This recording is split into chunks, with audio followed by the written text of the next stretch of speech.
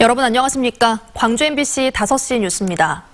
검찰이 선거법 위반 혐의를 받고 있는 정종재 광주시 행정부시장 사무실과 광주도시철도공사 등을 압수수색했습니다. 이번 압수수색은 광주 동남을 출마설이 나왔던 정 부시장이 공무원과 공사 직원 등을 동원해 불법적으로 민주당 권리당원을 모집한 혐의를 조사하기 위한 것으로 전해졌습니다.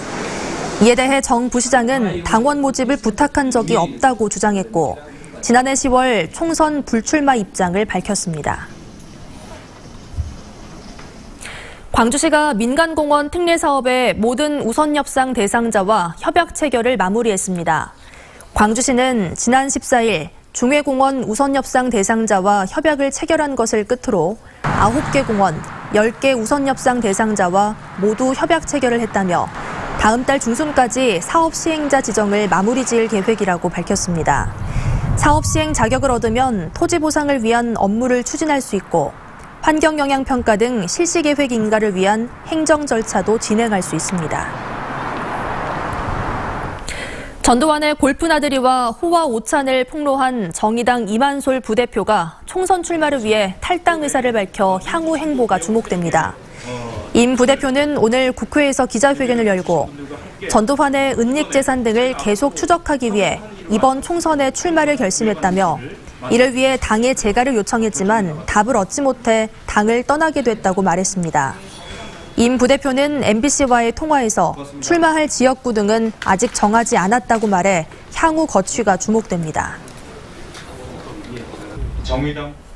전국 지하철 가운데 최초로 광주 지하철에 5G망이 구축됐습니다. SK와 KT, LG U+ 등 이동통신 3사는 광주 지하철 전 구간에 5G 설비를 공동으로 구축하고 서비스에 들어갔습니다.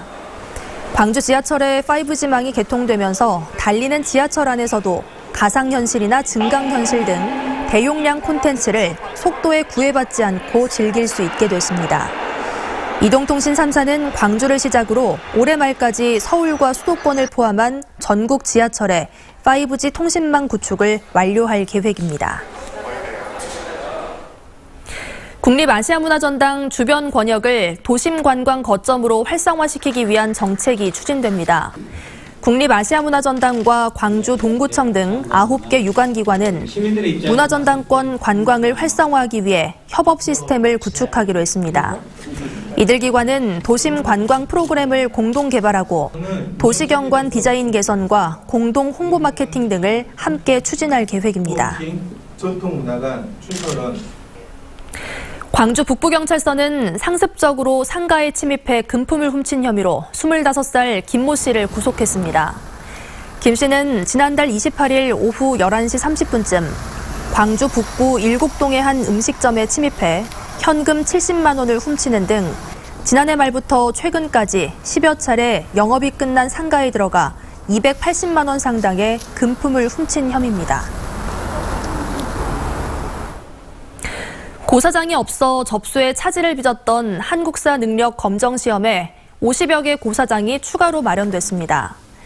국사편찬위원회에 따르면 다음 달에 치러지는 한국사 능력 시험을 위해 당초 280여 개 고사장을 확보했지만 예상보다 많은 응시생이 몰리자 임시고사장 50여 곳을 추가로 마련해 어제 접수를 마감했습니다.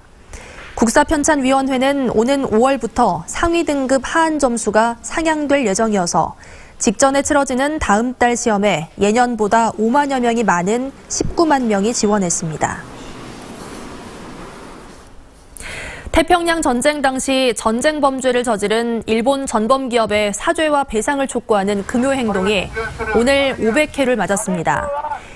일본 양심 세력인 나고야 소송 지원회는 지난 2007년부터 매주 금요일마다 미쓰비시 중공업 본사 앞에서 근로정신대 강제동원 피해자에 대한 사죄와 배상을 촉구하는 집회를 열고 있고 오늘 오전 500번째 집회가 열렸습니다. 나고야 소송 지원회는 지난 1999년 강제동원 피해자들이 미쓰비시를 상대로 나고야 법원에 낸 손해배상 소송을 지원했고 패소한 이후 금요행동에 나섰습니다. 호남지방통계청이 발표한 전라남도 고용 동향에 따르면 지난해 12월 전남 지역의 고용률은 63.6%로 1년 전과 비교해 0.5%포인트 상승했으며 취업자는 97만 4천여 명으로 3천 명 증가했습니다.